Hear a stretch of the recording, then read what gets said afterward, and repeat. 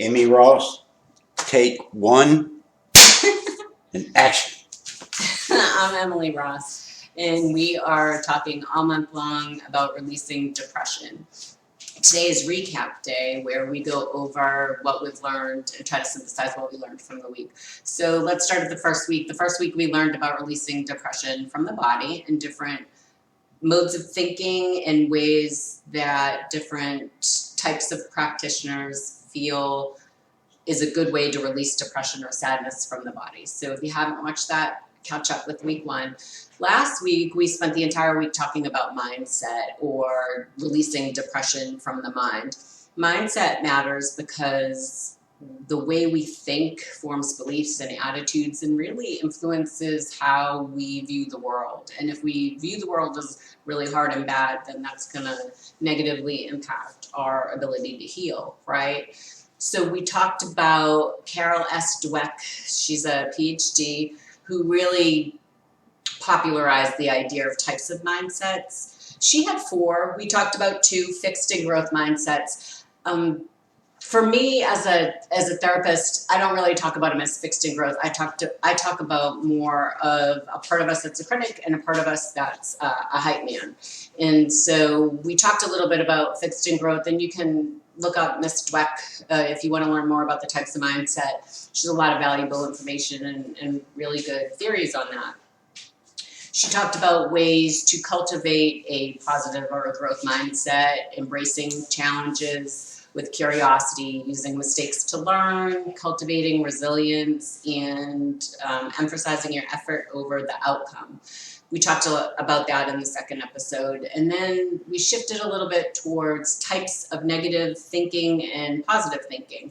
And there was 4 types of negative thinking, and I don't want to name them again. I told you about them really just for informational purposes. I don't want you to get caught up in thinking about, oh, what type of negative thinking am I using? Because that will keep you thinking about the negativity and thinking about the negative scripts and kind of keep your critic in the spotlight. And what we want to do is give your critic a nap. That's how I say it in therapy. Like, your critic's been busy most of our lives. Most of our critics have been busy most of our lives telling us how bad we are and how awful we are and how we'll never be successful, and they need a nap. They've been active and center stage for a long time, and what we want to do is let them rest and bring up the inner hype man. And the inner hype man is really my favorite part of doing therapy and helping people, because really there's a lot of healing in embracing our inner hype man. We literally all have one. It's the part of us that believes in us and thinks we're great and knows how hard we try. And so we spent the last episode talking a lot about the hype man isn't about being pompous or arrogant or thinking that you're perfect or flawless. It's not about that. And it's not about gaslighting yourself into thinking you're better than you really believe you are. None of that's what I want you to nourish in your hype man. What I want your hype man to do is help you focus on how hard you're trying, all the effort you're making, all the growth that you've already accomplished. And I want your hype man to help you utilize that to propel you forward and help you do challenging things and things that are outside your comfort zone and scary. And I want your inner hype man to be the loudest voice you hear in your head. I want it to be the most present. I want that voice to be center stage for you from the minute you wake up until you go to bed at night. And so we talked about some ways, or I will talk about some ways to nourish that inner hype man. The first thing or not the first thing, but my favorite thing is to have clients write a morning pep talk to themselves. I want you to wake up and first thing in the morning, remind yourself that today's your day, you're great, things can go wonderful. And I want you to give yourself a pep talk like that in the morning.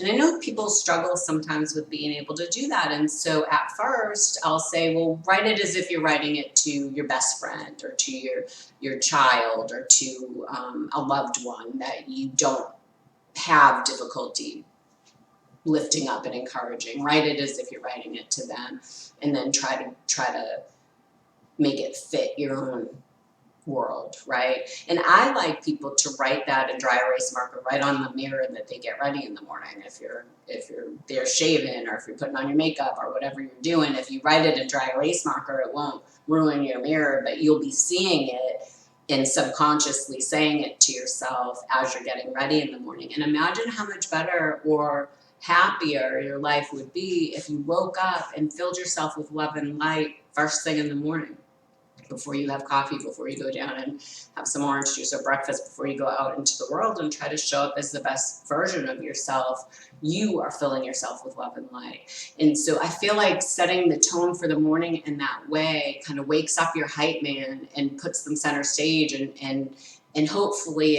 it over time nourishes that voice to be more and more present. So that's my biggest takeaway for you this week. And if I was going to do an Kspiration challenge, I haven't really done those yet. Maybe today will be the first day I do an Kspiration challenge. The challenge would be to write your morning pep talk. And if you're brave, put it in the comments and share it with other people. Because if they're struggling with trying to write their own pep talk, maybe your pep talk will help them. Or maybe we can write one together.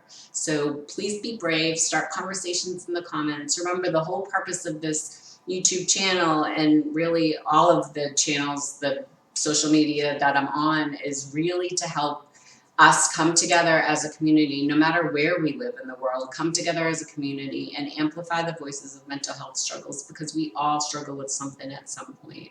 And this month we're focusing on releasing depression and sadness, but these tools really do apply to most anything. So thank you for showing up. I hope that you enjoyed last week's content. I am super excited about next week's content. It's about spirit. So remember, I talk about different aspects of the self: mind, body, spirit. And so we've talked about mind, we've talked about body, and this next week we're going to talk about spirit. I'm super excited to show you how healing your spirit can really create a great foundation for healing the other parts of you or the other aspects of the self. So please give me your feedback in the comments, and I look forward to seeing you next time. Thanks for tuning in. Don't forget to subscribe.